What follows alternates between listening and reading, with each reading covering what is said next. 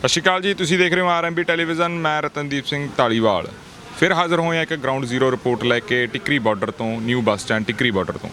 ਸਾਡੇ ਨਾਲ ਨੇ ਮੈਡਮ ਸੁਮਨ ਹੁੱਡਾ, ਜਿਨ੍ਹਾਂ ਦਾ ਅਸੀਂ ਪਹਿਲਾਂ ਵੀ ਇੱਕ ਇੰਟਰਵਿਊ ਕਰਿਆ ਸੀ ਕਿ ਐਮਪੀ ਰੋਡ ਤੇ। ਮੈਡਮ, ਜਿਹੜਾ ਹੁਣ ਅੰਦੋਲਨ ਦਾ ਜਿਹੜਾ ਪੜਾਅ ਚੱਲ ਰਿਹਾ, ਇਸ ਨੂੰ ਤੁਸੀਂ ਕਿਵੇਂ ਦੇਖ ਰਹੇ ਹੋ? आंदोलन पहले भी बहुत अच्छे तरीके से चल रहा था और अब भी शांतिपूर्ण तरीके से आगे बढ़ रहा है और आगे आने वाले टाइम में और भी जोर पकड़ेगा, क्योंकि सरकार की सभी चालें विफल हो चुकी हैं। सर, हर पैंतरा सरकार ने फेंक के देख लिया है, पर किसान परिवार हैं कि ये पीछे हटने को तैयार नहीं है। तो हम लोग इसी जोश खरोश के साथ आगे बढ़ते जाएंगे। और आपको एक छोटी सी इन्फॉर्मेशन देना चाहूँगी, आप सभी किसान भाइयों तक ज़रूर पहुँचाएँ।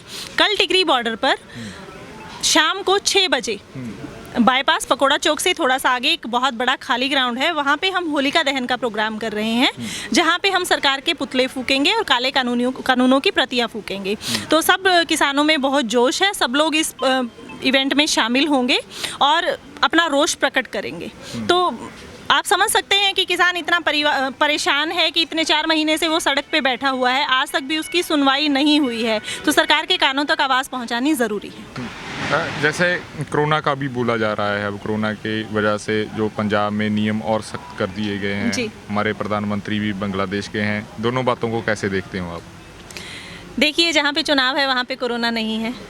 अगर आप देखेंगे तो हम यहाँ हर बॉर्डर पे 4 महीने से बैठे हैं। आप एक भी ऐसी डेथ दिखा दीजिए जो कोरोना से हुई हो, तो हम मान जाएंगे और घर वापस चले जाएंगे। जब ऐसा कुछ सिस्टम है ही नहीं, तो फिर सिर्फ वो चुनाव के टाइम पे वहाँ पे कोरोना क्यों नहीं होता है, जहाँ पे बड़ी बड़ी रैली होती हैं। तो हमारे यहाँ पे अब सिस्टम, जैसे स्कूलों का सिस्टम शुरू होना है और फाइनेंशियल ईयर स्टार्ट हो रहा है। 1 साल से इतना परेशान है जो समाज है, पूरी दुनिया इतनी परेशान है कि उसको मतलब खाने को रोटियों के लाले हो गए हैं गरीब लोगों को। तो इस कोरोना के चक्कर में बहुतों के घर बर्बाद हो गए।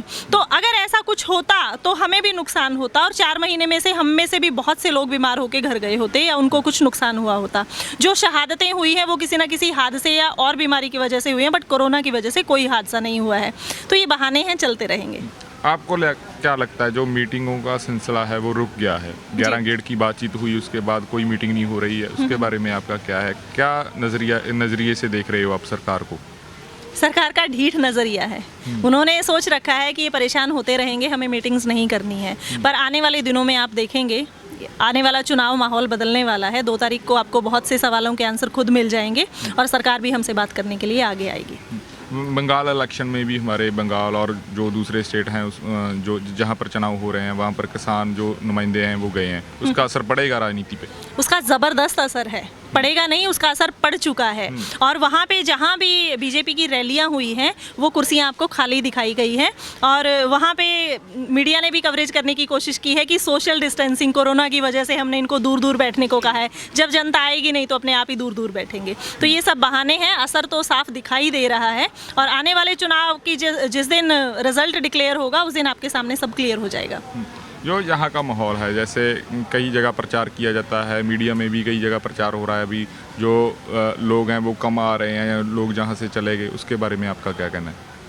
लोग कम नहीं आ रहे हैं, खाली झोपड़ी को दिखा देना। जब लोग बॉर्डर पे जाके बैठे हों भाषण सुनने के लिए, सुबह के प्रोग्राम के लिए, तो वो झोपड़ियाँ तो खाली होंगी ना। उस टाइम तो सब लोग असेंबल होते हैं मेन स्टेज के पास।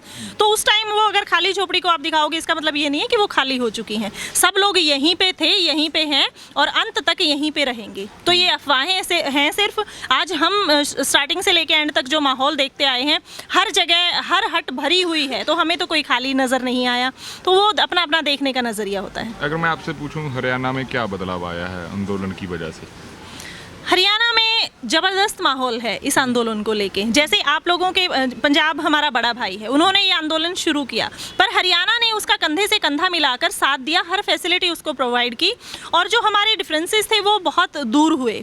जो मनमुटाव चलते रहते हैं चीज़ों में, वो अब सॉल्व हो चुके हैं। तो दोनों लोग मिल के आगे बढ़ रहे हैं और हरियाणा जो है इस आंदोलन को बहुत ही पॉजिटिव तरीके से देखता है और हर फैसिलिटी यहाँ बैठे हुए हर इंसान को प्रोवाइड करने की कोशिश करता है। जैसे कल 26 तारीख थी, 26 मार्च को भारत बंद का बोला गया था, अगली कॉल क्या होनी चाहिए? आपको क्या लगता है, कैसी कॉल होनी चाहिए अगली किसान जथेबंदियों की तरफ से? देखिए, ये कॉल तो हमारे बुजुर्ग बैठे हुए हैं, 40 जथेबंदियों के सरदार हमारे बैठे हुए हैं संयुक्त मोर्चा के, वही डिसाइड करेंगे। तो वो जैसा गाइड हमें करते जाएंगे वैसा हम करते रहेंगे, शांतिपूर्ण प्रदर्शन रहेगा। धन्यवाद आपने समय दिया। Thank you.